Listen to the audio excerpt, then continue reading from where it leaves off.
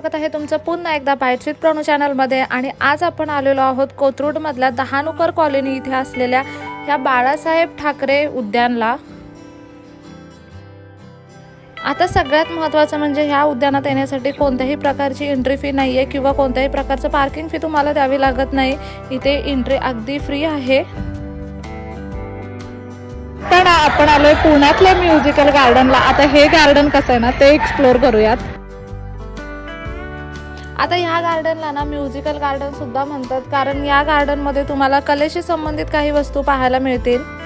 सुरुवातीलाच गार्डनमध्ये एंटर केल्यावरती आपल्याला हे खूप मोठे असे बुक्स पाहायला मिळतात। त्याच्यानंतर ना इथे काही म्युझिकल इन्स्ट्रुमेंट्स आपल्याला गार्डनमध्ये पाहायला मिळतात।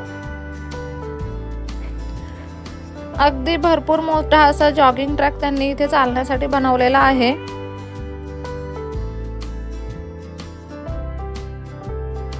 आतमध्ये एंटर केल्या ना एका बाजूला प्लेग्राऊंड एरिया आणि एका बाजूला ना तुम्हाला सगळे इन्स्ट्रुमेंट्स पाहायला भेटतील। म्युझिकल इन्स्ट्रुमेंट्स आहेत सगळे।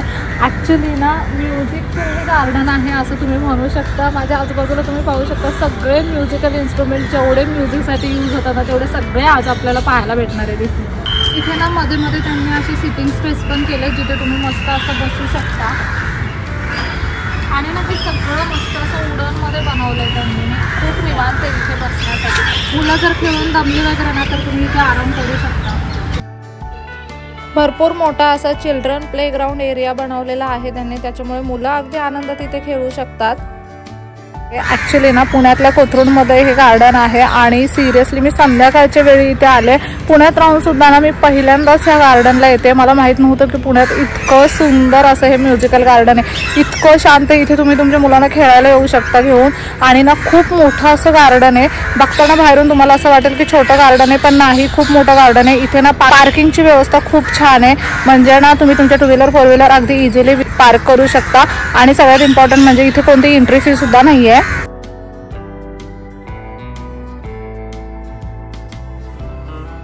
अगदी भरपूर असे वेगवेगळ्या प्रकारचे वनस्पती आणि वृक्ष आहेत इथे। आणि ना इथे जी काही झाडं वगैरे किंवा ज्या काही वनस्पती आहेत ना त्यांचे इथे यांनी ना नावं वगैरे लावलेले आहेत, त्यांचे गुणधर्म लावलेले आहेत। तुम्ही ती झाडं कोणते ते इथे पाहू शकता।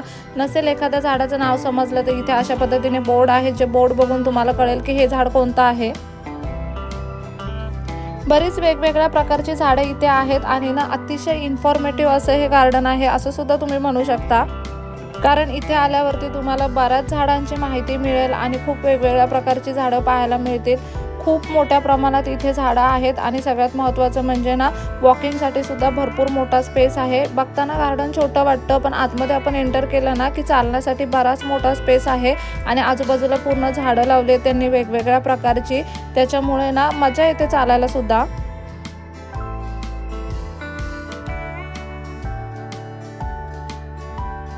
हे ना इथलं वॉशरूम आहे आणि वॉशरूम सुद्धा अगदी युनिक पद्धतीने बनवलं आहे जर तुम्ही इथे पाहत असाल तर। आता मी ना इथे चालत येत होते, चालता चालता माझं लक्ष गेलं मागे वॉशरूम आहे, तुम्ही पाहू शकता। वॉशरूम सुद्धा किती छान बनवलंय त्यांनी आणि वॉशरूम सुद्धा ना खूप नीट अँड क्लीन आहे। मेन पॉईंट म्हणजे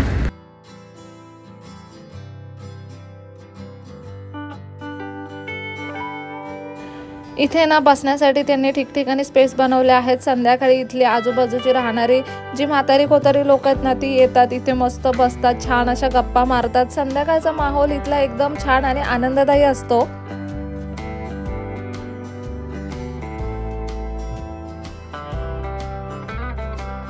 वॉकिंगसाठी तर हे गार्डन बेस्ट आहेच, पण यांनी ना इथे जिम एरिया सुद्धा बनवलेला आहे।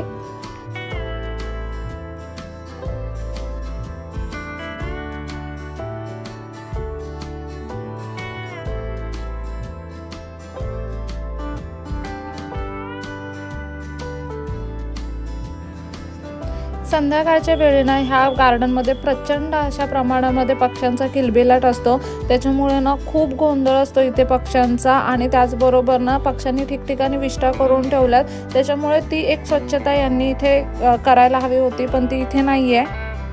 ही एक जर गोष्ट सोडली ना तर गार्डन खूप जास्त छान आहे।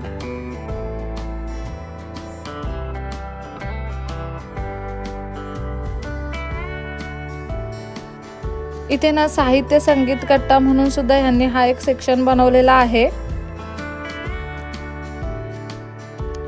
गार्डनमधल्या ज्या काही बैठक व्यवस्था आहेत ना त्या पूर्ण वुडनमध्ये बनवण्यात आलेल्या आहेत, त्याच्यामुळे गार्डनची रचना एकदम छान वाटते।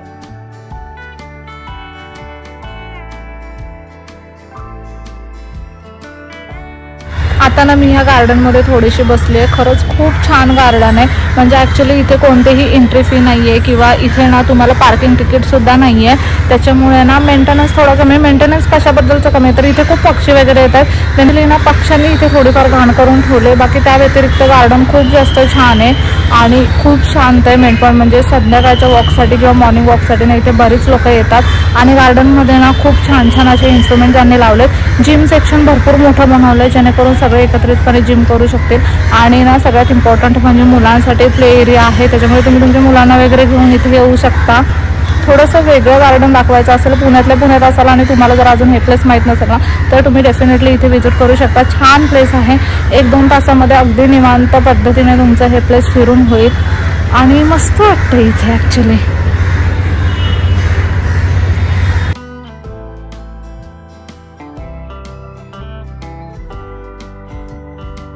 गार्डनच्या आजूबाजूलाच तुम्हाला समोसा, वडापाव, चहा, कॉफी यांच्या टपऱ्या दिसतील, तिथून तुम्ही चहा, नाश्ता वगैरे आणून गार्डनमध्ये बसून एन्जॉय करू शकता किंवा घरातून काहीतरी खायला आणलं तर ते सुद्धा इथे बसून खाऊ पिऊ शकता। पुण्यातल्या पुण्यामध्ये जर काही फिरायचं असेल ना तर तुम्ही नक्कीच हे गार्डन फिरू शकता। मी ना लोकेशन खाली डिस्क्रिप्शन बॉक्समध्ये दिलेलं आहे। कोथरूडमध्ये हे गार्डन आहे। उद्यानाची वेळ सकाळी 6 ते 10 वाजेपर्यंत असते आणि संध्याकाळी 4 ते 8 वाजेपर्यंत हे उद्यान चालू असतं। कधी फेरफटका मारायला या गार्डनमध्ये गेलात ना तर मला कमेंट करून नक्की सांगा। आजचा व्हिडिओ कसा वाटला हे सुद्धा सांगायला अजिबात विसरू नका। चला तर मग नेक्स्ट व्हिडिओमध्ये भेटूया, तोपर्यंत मस्त खा, भरपूर फिरा आणि आनंदी रहा।